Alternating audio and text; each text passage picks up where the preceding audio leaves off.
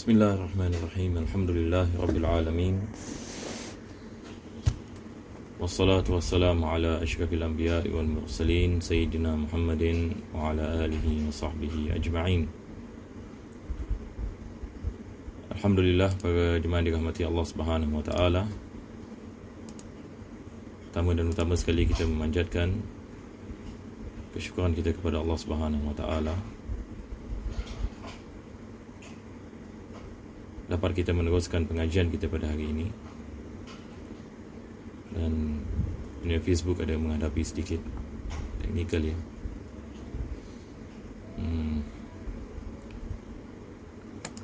Sekejap ya.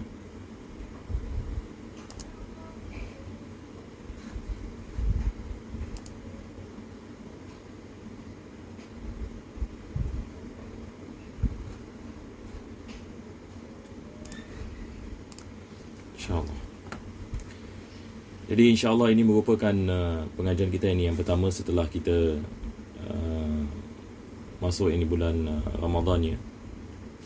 Dan kita telah sampai ini kepada bab ini berkenaan dengan perintah untuk melaksanakan sunnah-sunnah Nabi SAW dan adab-adabnya. InsyaAllah kita mulakan pengajian kita pada hari ini dengan kita berdoa kepada Allah Subhanahu wa ta'ala. Mudah-mudahan Allah memberikan kepada kita barakah dan menjadikan pengajian ini sebab ini pengampunan bagi segala dosa, dan Allah Subhanahu wa ta'ala mengabulkan segala hajat dan menjadikan kita di antara hamba-hambanya yang bertakwa. Amin ya rabbal alamin. Pengajian kita pada hari ini akan masuk ini kepada hadis yang keempat dalam bab ni. Cuma kita melakukan sedikit ini ulang kaji bagi hadis ini yang sebelumnya, yang mana penulis menukilkan an Abi Hurairah radhiyallahu anhu anna Rasulullah sallallahu alaihi wasallam qala kullu ummati yadkhuluna al-jannata illa man aba qila wa man ya'ba ya Rasulullah qala man ata'ani dakhala al-jannah wa man 'asani faqad aba. Rawahu al-Bukhari. Diriwayatkan oleh Abu Hurairah radhiyallahu an bahwasanya Nabi sallallahu alaihi wasallam ini bersabda, kullu ummati yadkhuluna al-jannah. Semua yakni umat aku akan masuk ke dalam syurga. Illa man aba, kecuali mereka-mereka yang tidak mahu.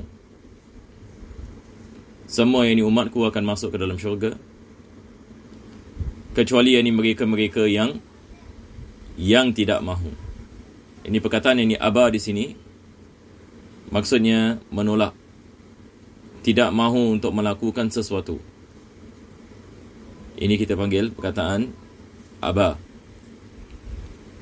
Maka sahabat-sahabat menanyakan kepada Nabi SAW, qila wa man ya'ba ya Rasulullah, siapakah yang tidak mahu ya Rasulullah?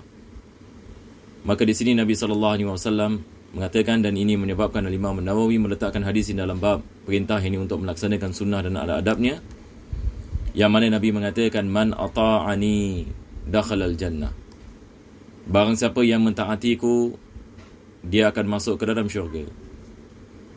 Seperti mana kita faham dalam Islam, apabila kita mentaati Nabi SAW, pada hakikatnya kita mentaati Allah Subhanahu wa ta'ala.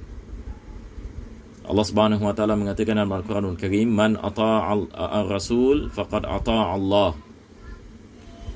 Barang siapa yang mentaati Rasul, yakni Nabi Muhammad sallallahu alaihi wasallam, maka sesungguhnya dia telah mentaati Allah Subhanahu wa ta'ala. Daripada sini kita dapat faham, barang siapa yang tidak mentaati Rasul, yakni maksudnya dia tidak mentaati Allah Subhanahu wa ta'ala.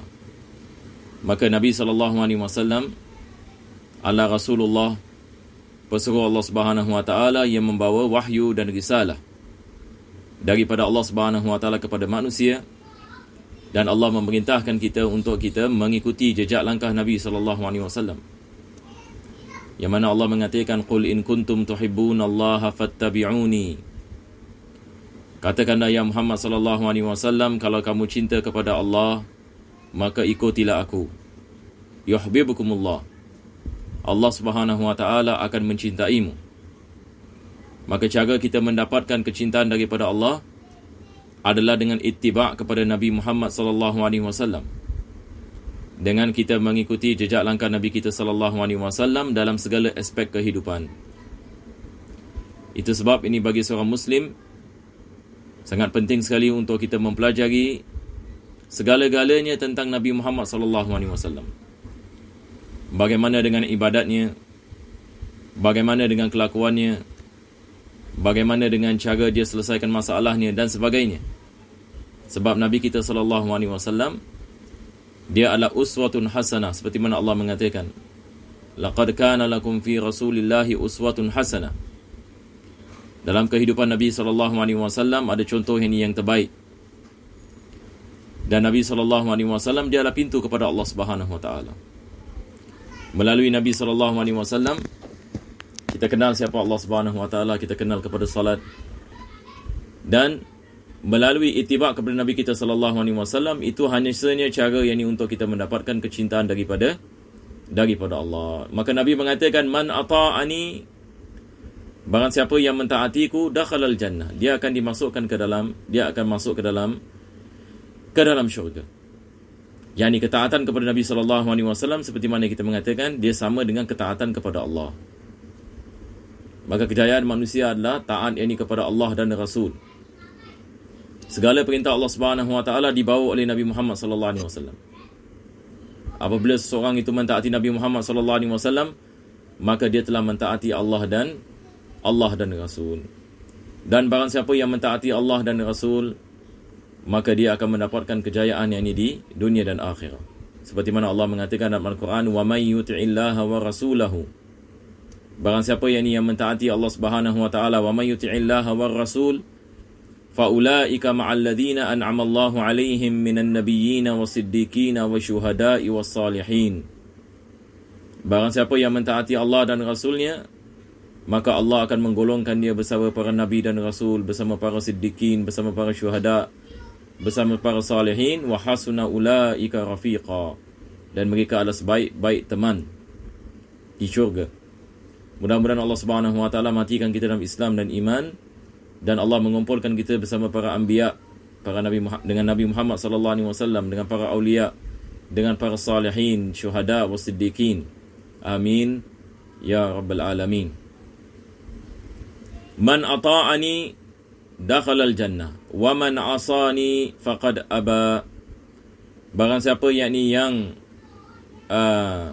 tidak melaksanakan ataupun bercanggah dengan apa yang aku perintahkan kepadanya, yakni maksudnya tidak melaksanakan dan melakukan perkara yang dilarang oleh Nabi sallallahu alaihi wasallam, man asani, yakni perkataan asa ini dia adalah seseorang itu yang melanggar perintah, seorang yang melakukan maksiat. Daripada sini kita ada perkataan maksiat.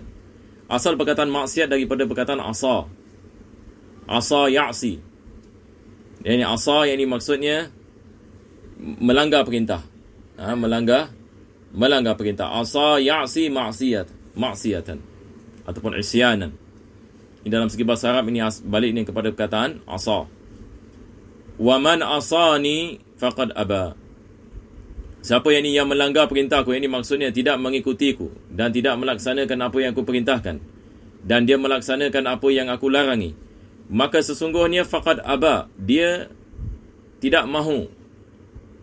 Dia seolah-olah yang ini tidak mahu untuk masuk ke dalam syurga. Jadi orang yang tidak masuk ke dalam syurga adalah orang yang menolak Nabi sallallahu alaihi wasallam. Menolak yang ini apa yang dibawa oleh Nabi Muhammad sallallahu alaihi wasallam. Nauzubillah min dalik. Kita berdoa mudah-mudahan Allah Subhanahu wa taala memberikan kepada kita taufik dan hidayah, dan memberikan kepada kita keimanan, memberikan kepada kita kebaikan insya-Allah di dunia dan akhirat. Mudah-mudahan Allah selesaikan segala masalah kita. Amin ya rabbal alamin. Maka hadis ini yang diriwayatkan oleh Al-Imam Al-Bukhari. Pengajian kita hari ini sebenarnya adalah hadis ini yang seterusnya. Ini yang kita akan masuk ini ke dalamnya pada hari ini. Dia adalah hadis ini yang keempat dalam bab Berkata Imam Nawawi an Abi Muslim wa qila Abi Iyas Salamah bin Amr bin al-Aqwa radhiyallahu an. Kebetulan semalam dalam kitab Bulughul Maram juga kita membicarakan tentang sahabat ini, sikit sebanyak ini berkenaan dengannya. Namanya adalah Salamah bin Amr bin Aqwa. Dan Nabi SAW sering memuji sahabat ini disebabkan kepantasannya dalam berlari. Dan Nabi SAW mengatakan, lelaki yang paling pantas di kalangan kami, di kalangan para sahabat Nabi SAW, Salamah bin Aqwa. Dan dikatakan kepantasannya kadang-kala melepasi kepantasan kuda itu sendiri. Ini dikatakan tentangnya. Dan dia banyak menyertai jihad fi sabilillah bersama Nabi SAW. Dan dia mengatakan, aku bersama Nabi SAW dalam jihad 6 kali bersama Nabi SAW, 6 ghazawat. Dan beliau juga di kalangan sahabat Nabi SAW yang memberikan bai'ah di Hudaybiyah, yang dikenali sebagai bai'atul Ridwan, yang mana disebab Allah Subhanahu wa taala menurunkan ayat laqad radiyallahu 'anil mu'minina idh yubay'unaka tahta asy-syajarah wa 'alima ma fi qulubihim. Maka Allah meredai sahabat-sahabat Nabi SAW yang memberikan bai'at kepada Nabi Muhammad SAW.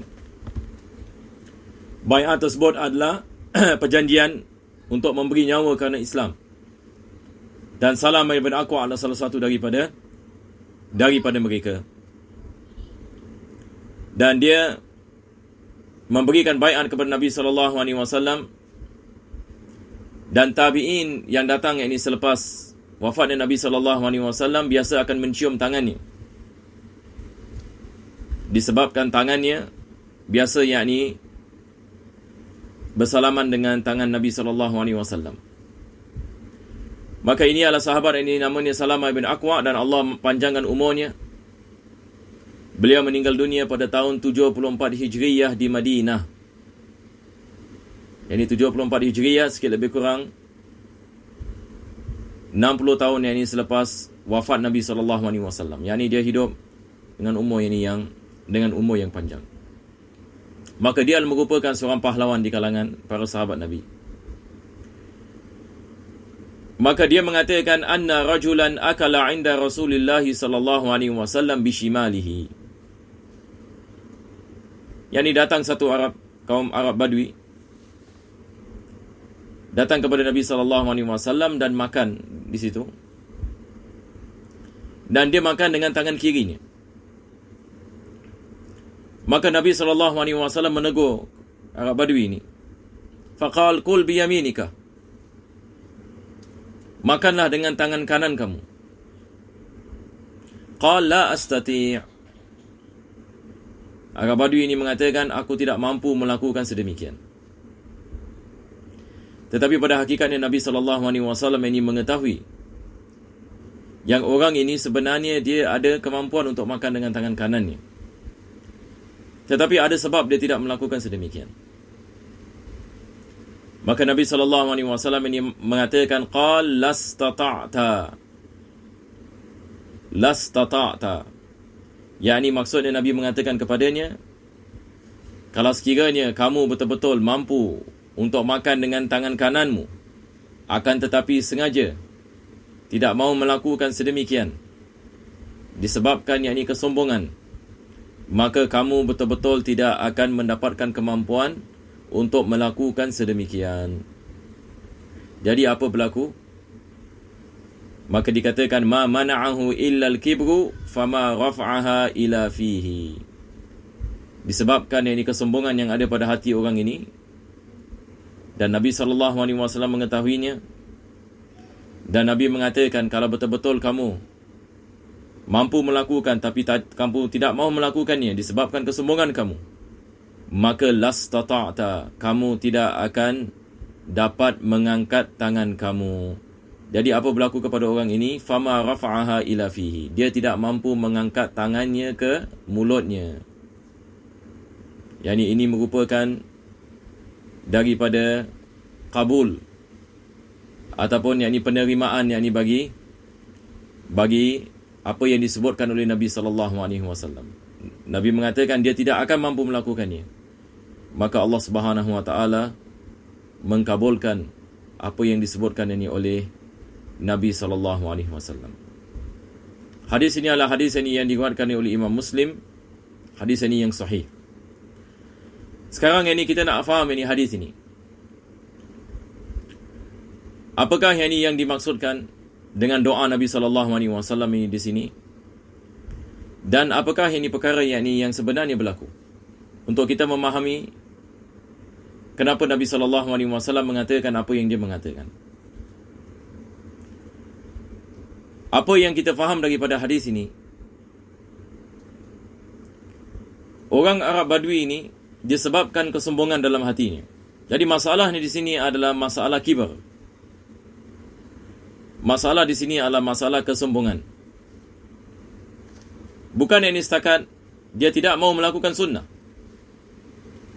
Tetapi lebih teruk daripada itu, ada kesombongan yakni di dalam hatinya. Yang mana dia menganggap makan yakni dengan kanan adalah satu perkara yakni yang hina. Maka disebabkan kesombongan yang dia ada pada dirinya, dia tidak mau melakukan sedemikian. Sedangkan dia mampu melakukan sedemikian dan dia menipu kepada Nabi SAW dengan mengatakan dia tidak mampu melakukan sedemikian. Sekarang ini kita nak lihat ni apa kesilapannya sebenarnya. Maka sekali lagi jawapannya adalah kesilapannya adalah disebabkan kesombongannya. Ini kesilapannya.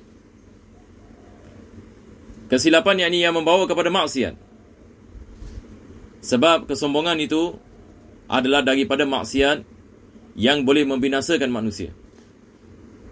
Apabila manusia ini memiliki kesombongan, maka ini dapat membinasakannya.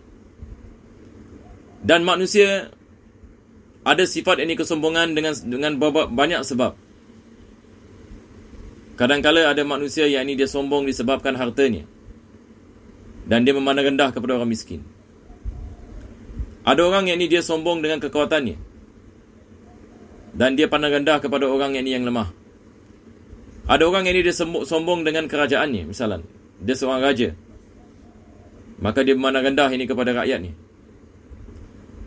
Ada orang yang dia sombong dengan kerjayanya.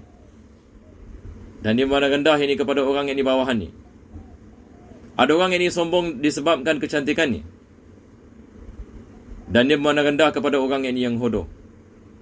Ada orang yang sombong disebabkan warna kulitnya. Dan dia memandang rendah kepada orang yang selainnya. Dan sebagainya. Jadi kita boleh membicarakan ini banyak sekali. Ada orang yang hatta sombong disebabkan pakaiannya, disebabkan jamnya, disebabkan handphonenya pun ada. Apa sahaja. Manusia hari ini, kalau sekiranya dia tidak ada tarbiyah, maka dia terjebak dalam masalah al-kibr dan takabur, dan ini membinasakan manusia. Seperti mana ia membinasakan iblis disebabkan kesombongannya terhadap Nabi Adam AS. Maka Allah Subhanahu Wa Taala mengajarkan kepada kita kesombongan ini dapat membinasakan manusia. Maka Nabi SAW nak mengajarkan kepada orang ini supaya jangan bersombong. Dan kesombongan itu adalah perkara yang besar di dalam Islam. Jadi apa yang berlaku dengan kuasa Allah Subhanahu Wa Taala, dia tidak dapat mengangkat tangannya. Baru dia memahami bahawasanya Allah Subhanahu Wa Taala yang memberikan segala nikmat kepadanya. Allah yang memberikan kekuatan kepadanya. Allah yang memberikan segala-galanya kepadanya. Akan tetapi dia tidak mensyukuri atas nikmat yang Allah Subhanahu Wa Taala memberikan kepadanya. Maka di sini kita mengatakan segala-galanya berlaku dengan kuasa Allah Subhanahu wa taala, walaupun dengan mengangkat tangan, walaupun dengan mengangkat jari. Kita ada hadis Nabi sallallahu alaihi wasallam, misalan apabila Nabi pulang daripada kota Taif, dia duduk di sebuah pokok, datang seorang nak membunuhnya. Dan Nabi menggantung pedangnya di dahan pokok. Orang ini datang kepada Nabi sallallahu alaihi wasallam, dia mengambil pedang Nabi dan dia membukanya.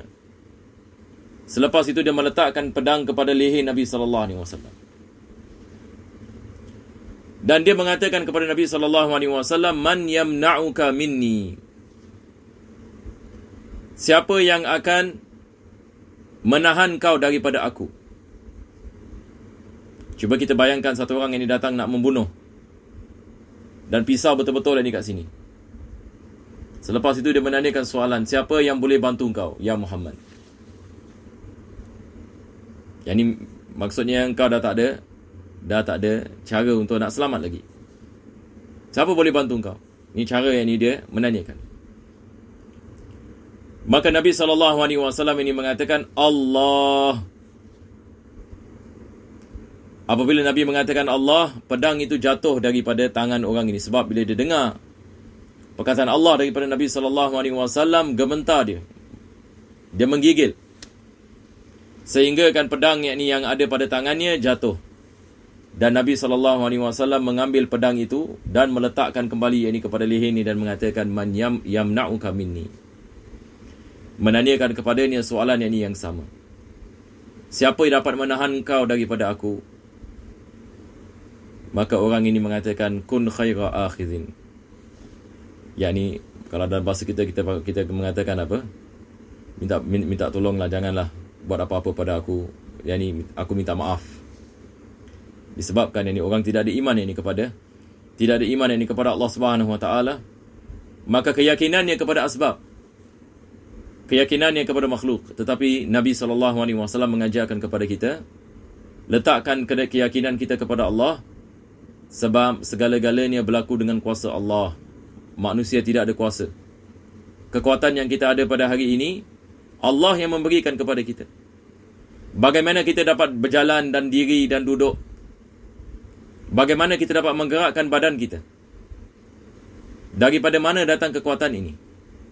Allah Subhanahu wa taala, dia yang menciptakan kekuatan pada diri kita. Dan bila-bila masa Allah boleh menarik kekuatan ini, seperti mana berlaku kepada Arab Badui ini, yang mana Nabi SAW mengatakan kepadanya, kalau sekiranya engkau betul-betul mampu tapi engkau tidak mau melakukannya disebabkan kesombongan, lastata'ta, engkau tidak akan mampu melakukan sedemikian. Maka dia tidak dapat mampu melakukan sedemikian. Maka di sini Nabi SAW sedang mencegahnya disebabkan kesombongannya. Dan bukan sebab Nabi SAW tak suka kepada orang ini, bukan. Tapi Nabi SAW nak mengajarkan kepada orang ini tentang satu perkara yang sangat penting. Maka daripada sunnah Nabi SAW adalah kita benci kepada maksiat, tetapi kita tidak benci kepada orangnya. Ini adalah daripada akhlak Nabi SAW yang bukan mudah untuk diamalkan. Pada hakikatnya dia adalah satu perkara yang susah, kecuali Allah memudahkan. Yang mana Nabi SAW apabila melihat kepada seseorang itu,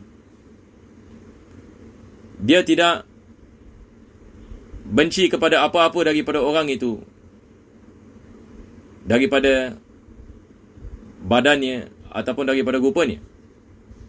Tetapi Nabi SAW akan menjadi marah kalau sekiranya seseorang itu melakukan sesuatu yang melanggar perintah Allah Subhanahu wa taala. Maka kemarahan Nabi SAW adalah terhadap perbuatannya dan bukan orangnya. Ini adalah daripada cara Nabi kita SAW yang Nabi mengajarkan kepada kita. InsyaAllah pada kali yang akan datang, kita insyaAllah akan membicarakan lebih tentang perkara ini insyaAllah. Mudah-mudahan Allah Subhanahu wa taala memberikan kepada kita taufik dan hidayah. Wa sallallahu ala sayyidina Muhammadin wa ala alihi wa sahbihi wa sallam. Walhamdulillahi rabbil alamin.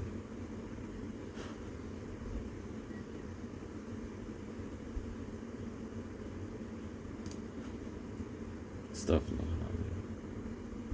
Haula wala quwwata.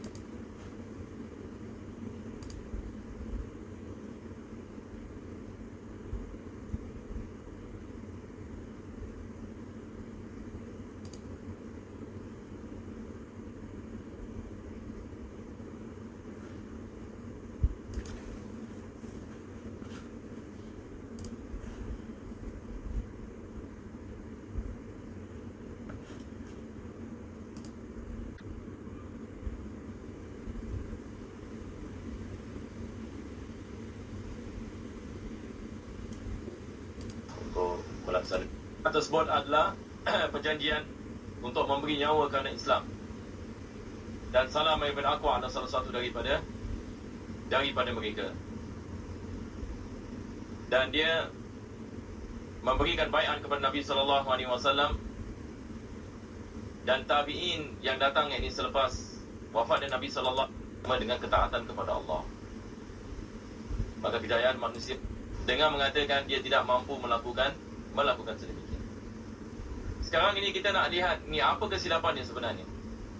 Maka sekali lagi jawapannya adalah kesilapannya adalah disebabkan kesombongannya. Ini kesilapannya. Kesilapannya ini yang membawa kepada maksiat. Sebab kesombongan itu adalah daripada qila wa man ya'ba. Pengajian kita ini yang pertama setelah kita masuk ini bulan Allah.